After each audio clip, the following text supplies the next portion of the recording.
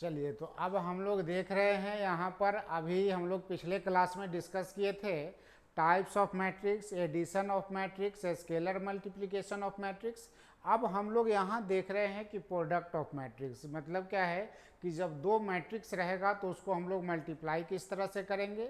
आप देखिए यहाँ पर हम लोग लिख रहे हैं product of matrix, product of matrix. तो एडिशन सब्ट्रैक्शन के लिए तो आपने देखा था कि दोनों मैट्रिक्स का ऑर्डर यदि सेम था तो यहाँ वो एग्जिस्ट कर रहा था, बट यहाँ प्रोडक्ट में ऐसा कंडीशन नहीं है।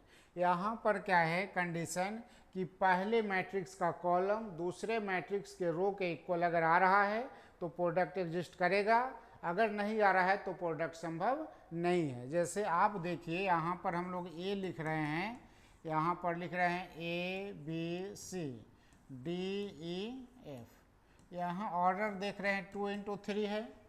और यहाँ पर अब कह रहे हैं b इक्वल टू हम लोग लिख दे रहे हैं यहाँ पर L M N P Q R। आप देख रहे हैं यहाँ पर क्या हो गया, ये 3 × 2 ऑर्डर का है।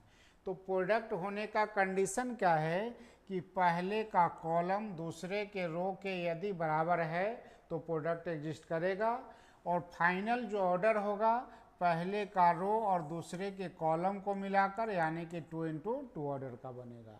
तो जैसे यहाँ पर डिफिनीशन अगर लिखना हो कि प्रोडक्ट ऑफ मैट्रिसेस का डिफिनीशन क्या होता है तो हम लोग क्या लिखेंगे कि पहले मैट्रिक्स का कॉलम दूसरे मैट्रिक्स के रो के इक्वल है तो प्रोडक्ट संभव है। यहाँ लिख देते हैं कि if number of column of first matrix, पहले मैट्रिक्स का कॉलम का संख्या is equal to number of row of second matrix, then product exist. तो हमारा प्रोडक्ट यहाँ से एग्जिस्ट करेगा,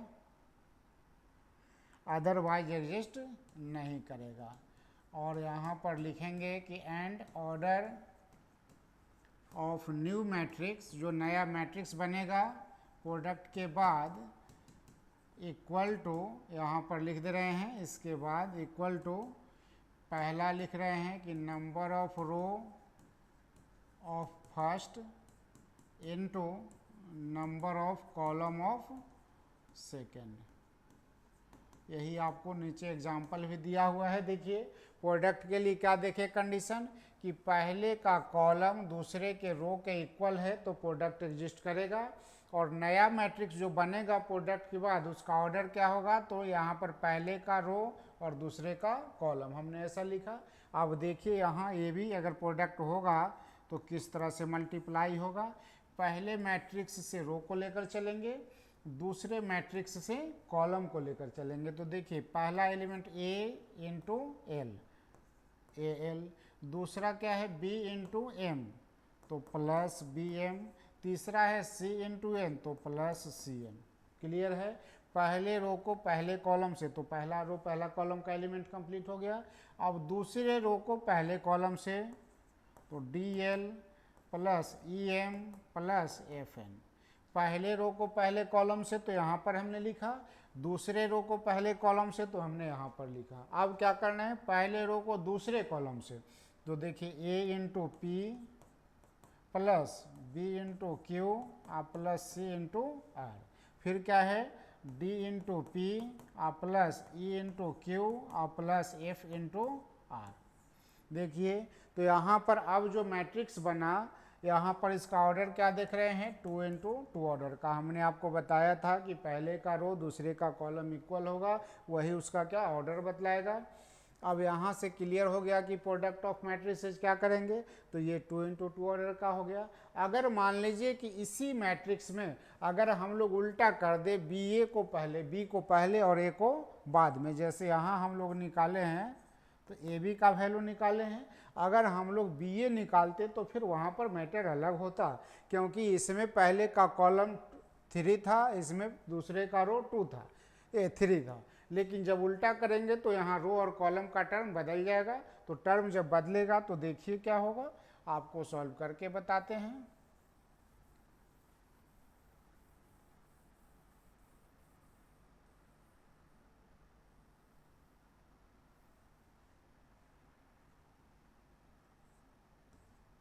देखिए यहाँ से अगर बी ए हम लोग निकालते हैं तो पहले बी लिखिए, एल एम एन, फिर यहाँ पर है पी क्यू आर। यहाँ पर ये क्लियर हो गया 3 इंटू 2 ऑर्डर का।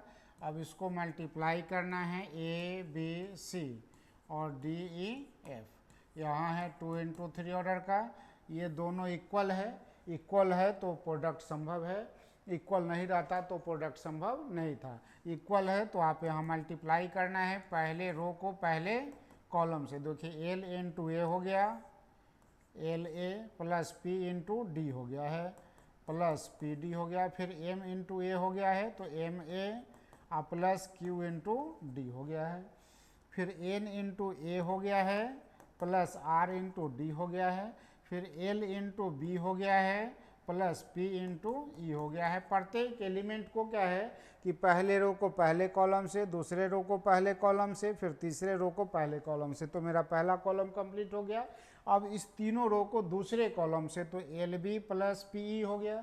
अब दूसरे रो को तो M B plus Q E हो जाएगा। अब फिर हो गया यहाँ पर N B plus R E हो गया। ठीक है, अब फिर देखिए यहाँ पर एल सी प्लस हो गया है पी एफ, यहाँ पर हो गया है एम सी और प्लस हो गया है क्यू एफ, और ये है एन सी प्लस है आर एफ। तो आप देखिए ये 3 इंटू 3 ऑर्डर का है। तो दोनों मैट्रिक्स तो यहाँ पर क्या जनरल अगर नंबर आता तो आप मल्टीप्लाई कर लेते इस तरह से कि 2 इंटू 3 तो 6 हो गया, और 3 इंटू 2 करते तब भी 6 हो जाएगा, वो जनरल नंबर की बात थी। बट यहाँ आप क्या देख रहे हैं, यहाँ हम लोग देख रहे हैं कि मैट्रिक्स है, तो मैट्रिक्स में ऐसा कोई कंडीशन हम लोगों का नहीं होगा। मैट्रिक्स में जब हमने ऐसा किया तो 2 इंटू 2 ऑर्डर का मैट्रिक्स आया था ए बी, और बी ए मैट्रिक्स आया 3 इंटू 3 ऑर्डर का। तो यहाँ पर बिल्कुल अलग अलग टर्म है। तो यहाँ हम ऐसा कह सकते हैं, कभी कभार ऐसा होगा जब स्क्वायर मैट्रिक्स रहेगा दोनों, तो उस केस में हो सकता है कि ए बी और बी ए दोनों इक्वल आ जाए। बट जब स्क्वायर मैट्रिक्स नहीं है, दो अलग अलग मैट्रिक्स है, तो ए बी और बी ए कभी इक्वल नहीं हो सकता है। ठीक है, तो इसको हम लोग मिटा देते हैं। अब एक छोटा सा एग्जाम्पल हम आपको देते हैं, उसको देखिए।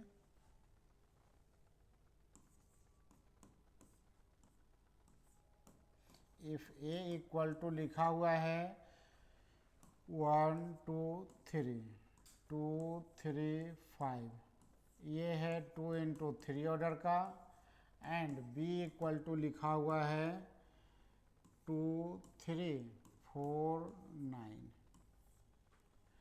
ये हमारा है 2 इंटू 2 ऑर्डर का। आपसे कहा गया है कि find A B and B A B और बी ए आप निकालिए। अब बताइए कि यहाँ जब पहला टर्म आप देख रहे हैं कि ए बी निकालना है, तो ए बी के लिए देखिए यहाँ पर 1 2 3 2 3 5 है, यहाँ पर ये ऑर्डर उसका हो गया है 2 इंटू 3, और यहाँ पर बी है 2 3 4 और 9, यहाँ पर है ये 2 इंटू 2। क्या ये दोनों इक्वल है?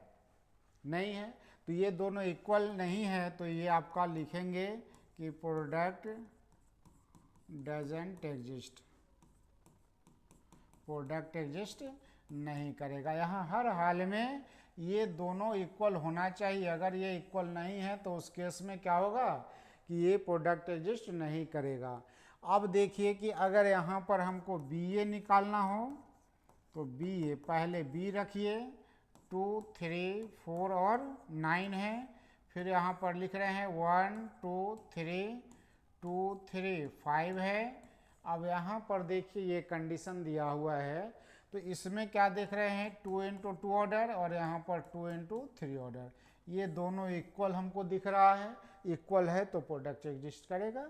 पहले से रो को लेकर चलते हैं, दूसरे से कॉलम को लेकर चलेंगे, मल्टीप्लाई एग्जिस्ट करेगा, क्योंकि डिफिनीशन आपने पढ़ा कि पहले का कॉलम दूसरे के रो के इक्वल है तो प्रोडक्ट एग्जिस्ट करेगा, अदरवाइज एग्जिस्ट नहीं करेगा।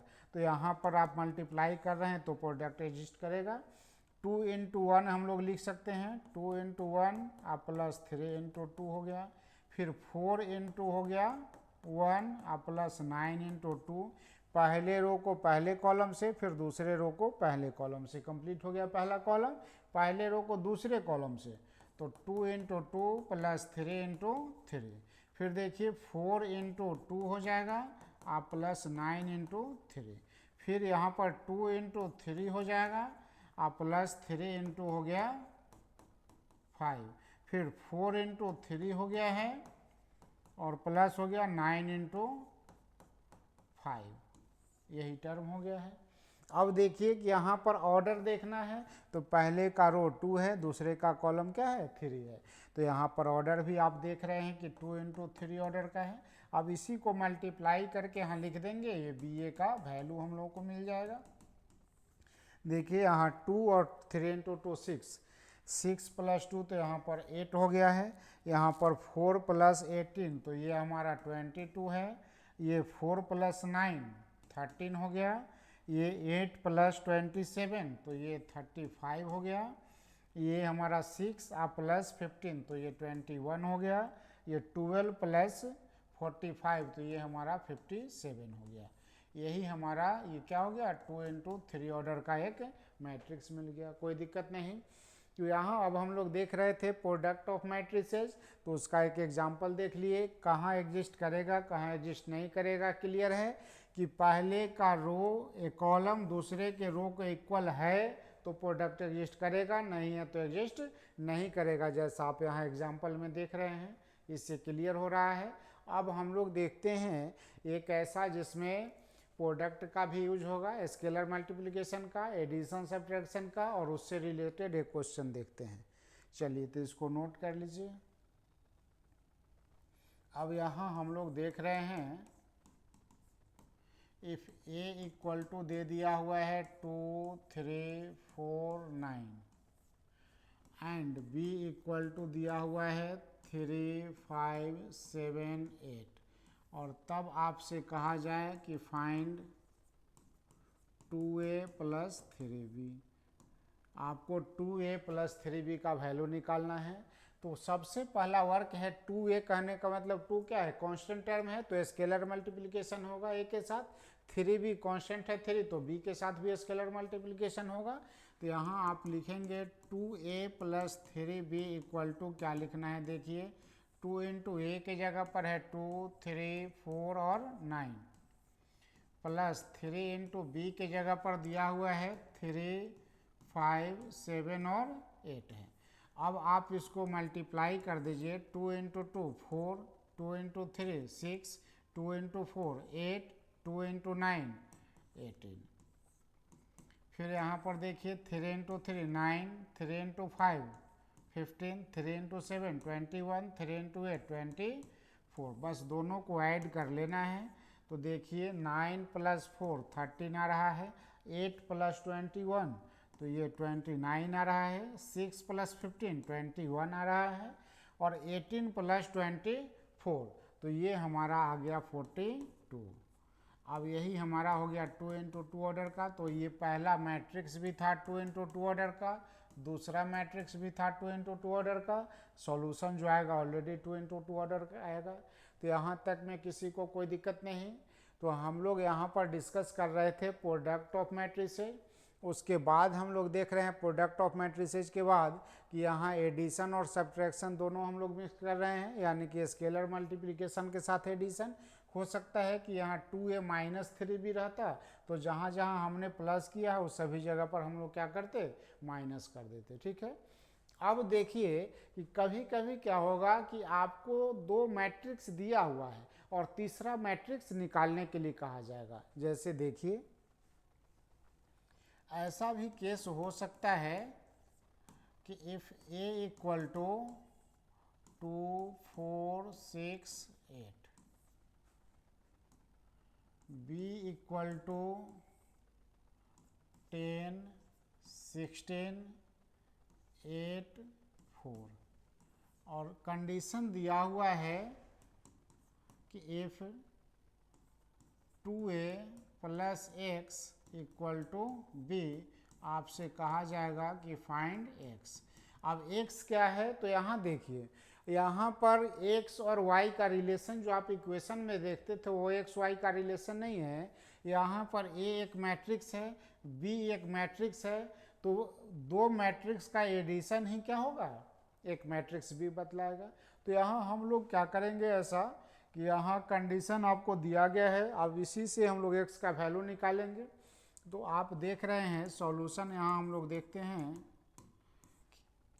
If 2a plus X equal to B है, तो हम लोग बोल सकते हैं कि then x equal to B minus 2a लिख सकते हैं। b का टर्म दिया हुआ है 10 है, 8 है, 16 है, 4 है। a का टर्म हम लोगों को दिया हुआ है यहाँ पर 2 है, 4 है, 6 है और 8 है। तो इस तरह से हम लोग को कंडीशन दिया हुआ है। अब जरा देखिए, यहाँ पर 10 है, 8 हो गया, 16 है, 4 है। सबसे पहला है, इसको आप मल्टीप्लाई कर लीजिए, 2 इंटू 2 4 हो गया है, 2 इंटू 4 8 हो गया, 2 इंटू 6 12 हो गया, 2 इंटू 8 16 हो गया। यही हमारा टर्म हो गया। अब क्या है, तो आप इसको माइनस कर सकते हैं, कर लीजिए माइनस। 10 माइनस 4 6 हो जाएगा, 8 माइनस 12 माइनस 4 हो गया, 16 माइनस 8 तो 8 हो गया, 4 माइनस 16 तो माइनस 12। यही हमारा क्या हो जाएगा, आंसर हो गया है। तो यहाँ पर हम लोग को कभी कभी ऐसा केस आ सकता है कि x का वैल्यू निकालने के लिए दिया जाए। तो ये तो कंडीशन आप देख रहे हैं एडिशन से रिलेटेड। कभी कभी क्या रहेगा कि x आपका प्रोडक्ट के फॉर्म में कहेगा निकालने के लिए। जैसे देखिए, हम लोग यहाँ पर एक एग्जांपल आपको बताते हैं।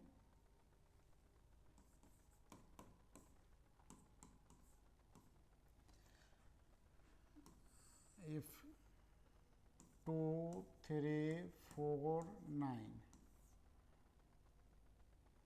इंटू a इक्वल टू 5 6 7 8, और तब आपसे कहा जाएगा कि फाइंड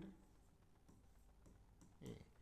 तो प्लस या माइनस में रहता तो हम लोग डायरेक्ट इस फंक्शन को यहाँ से डायरेक्ट इस फंक्शन को हम लोग क्या करते कि यहाँ से हम लोग अलग कर देते। प्लस वाला है तो राइट साइड में जाके माइनस हो जाता, माइनस वाला रहता तो प्लस हो जाता है। अब यहाँ प्रोडक्ट में है, इसको राइट में भेजेंगे तो ये डिनोमिनेटर में जाएगा, बटा में जाएगा। और हम लोग प्रोडक्ट देखे हैं, एडिशन देखे हैं, सब्ट्रैक्शन देखे हैं, डिवीजन अभी हम लोग नहीं पढ़े मैट्रिक्स का। तो मैट्रिक्स के ये तो डिवीजन में आ जाएगा, वैल्यू कैसे निकालेंगे, तो प्रोडक्ट पढ़े हैं उसके आधार पर निकाल सकते हैं। देखिए हम लोग यहाँ पर क्या करेंगे, मान लेंगे हम लोग यहाँ पर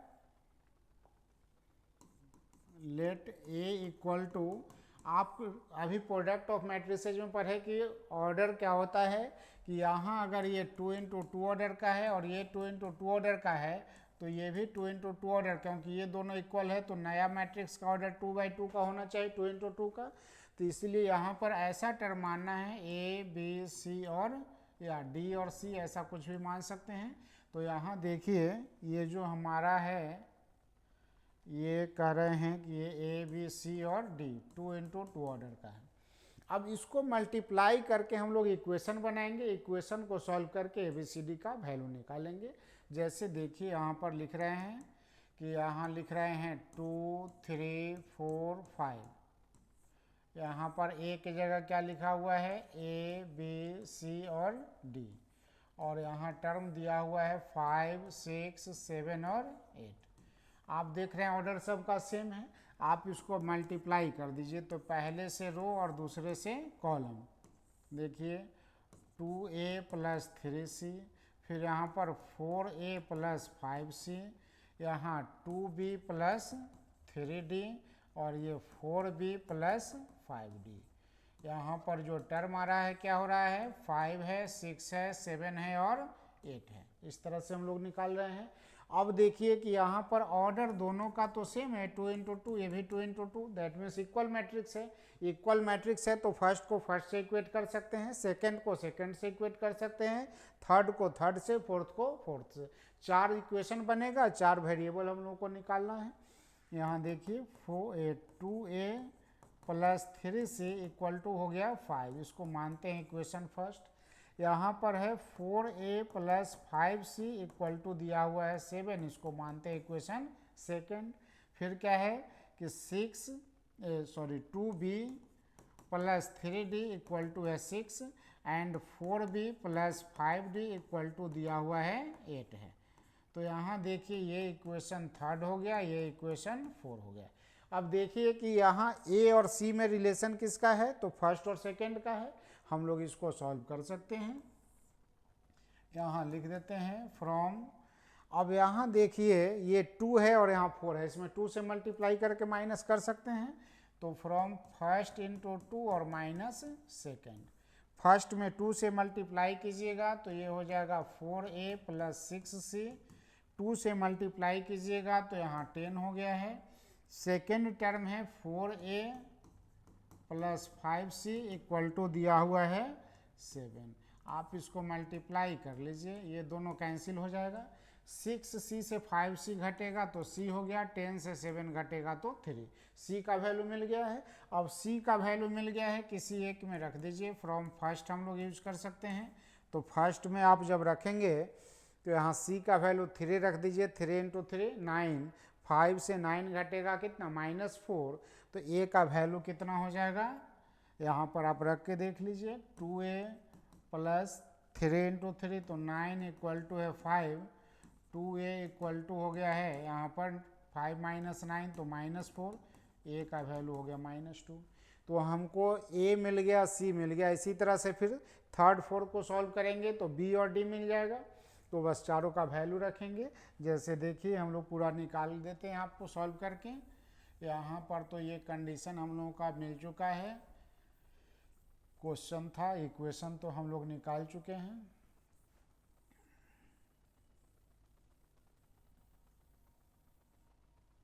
देखिए अब फिर सेम प्रोसेस से यहाँ पर कर दे रहे हैं कि फ्रॉम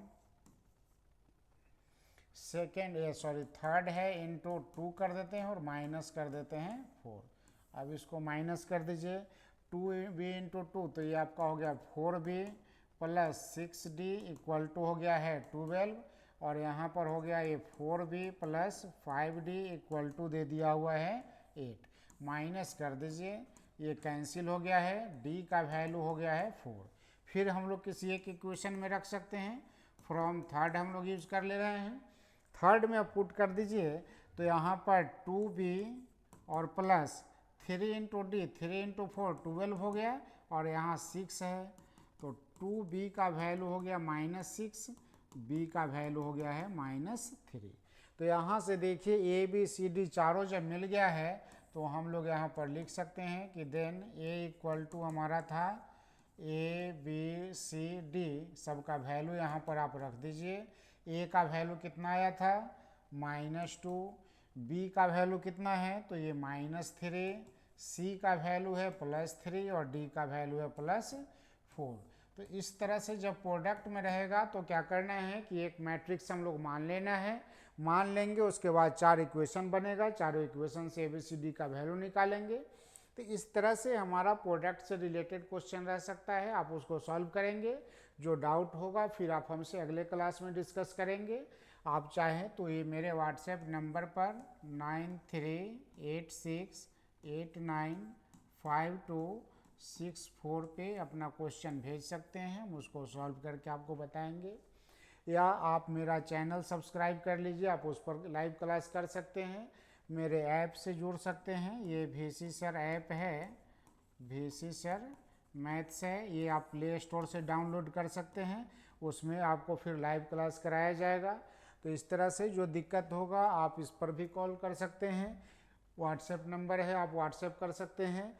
आप यूट्यूब पर चैनल देखना चाहें तो @VC सर मैथ्स आप टाइप कीजिएगा तो आपको उस पर मेरा लिंक मिल जाएगा, आपको चैनल मिल जाएगा। आप उस पर कुछ वीडियो पहले भी डाला हुआ है। अभी फिर कंटिन्यू हम लोग क्या कर रहे हैं, क्रैश कोर्स का जो भी सिलेबस है उसको कंटिन्यूटी के साथ हम लोग डिस्कस करते चल रहे हैं। ठीक है, तो आज के लिए बस इतना ही, मिलते हैं फिर हम लोग अगले क्लास में।